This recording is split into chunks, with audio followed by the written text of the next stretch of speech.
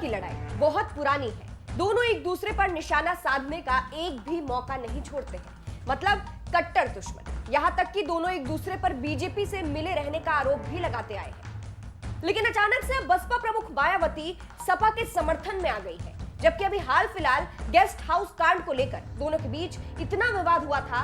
इसके बावजूद मायावती ने सपा के एक फैसले का समर्थन किया है। चलिए आपको भी बताते हैं आखिर क्या है पूरा माजरा। दरअसल उत्तर प्रदेश में रविवार को स्थानीय निकाय चुनाव का ऐलान हुआ था, जिसके बाद इसको लेकर सपा ने एक मांग रखी थी। सपा ने कहा था कि ईवीएम की जगह बैलेट पेपर से चुनाव कराया जाए, और अब इसी मुद्दे के समर्थन में मायावती आई है। भले ही उन्होंने सपा का नाम नहीं लिया है, लेकिन उन्होंने भी यही मांग की है। बसपा प्रमुख मायावती ने सोमवार को लखनऊ में निकाय चुनाव को लेकर मीडिया को संबोधित करते हुए कहा, बीएसपी चुनाव का स्वागत करती है, लेकिन बीजेपी ईवीएम से चुनाव नहीं कराकर बैलेट पेपर पर चुनाव कराए। हम इसके लिए सरकार से पुरजोर अपील करते हैं। इस चुनाव में बीएसपी पूरी तैयारी के साथ लड़ेगी। बीएसपी हमेशा दलितों, पिछड़ों और अल्पसंख्यकों के हितों का ख्याल रखती है। वैसे आप लोगों को ये विदित है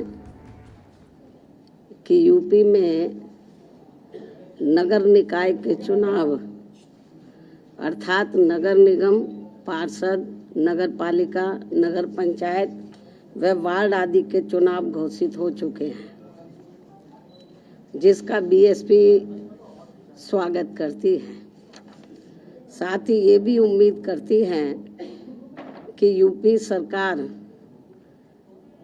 व नगर निकाय से संबंधित अधिकारी ये चुनाव पूरे तौर से फ्री एंड फेयर कराएं तथा नगर निगम का भी चुनाव ईवीएम से न करा के इसे भी सीधे तौर पर बैलेट पेपर से ही कराएं।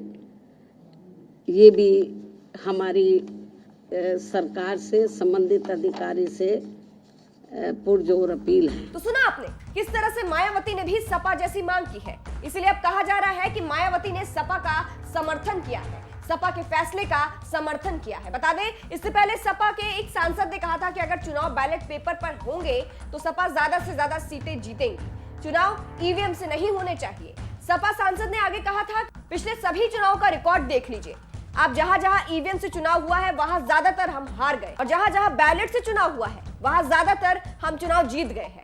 आपको बता दें, अभी फिलहाल जब से मायावती ने गेस्ट हाउस का जिक्र किया था, तब से सपा भड़की हुई थी। दोनों के बीच खूब बहसबाजी भी चली थी। वहीं इसके अलावा मायावती ने अतीक अहमद के परिवार को प्रयागराज से मेयर का टिकट देने के सवाल पर क्या कहा, यह भी आपको बता देते हैं। इस संबंध में आज मैं ये स्पष्ट कर देना चाहती हूँ कि प्रयागराज में पिछले दिनों श्री उमेश पाल की हुई हत्या को लेकर अभी तक मीडिया के जरिए जो भी तथ्य सामने आ रहे हैं या आए हैं, और इस हुई घटना में खासकर अतीक की पत्नी का नाम आते ही वह उसके फरार होने पर अब स्थिति बदल गई है। ऐसी स्थिति में अब हमारी पार्टी ना तो अतीक की पत्नी को और ना ही उनके परिवार के अन्य किसी भी सदस्य को वहां मेयर का टिकट देगी।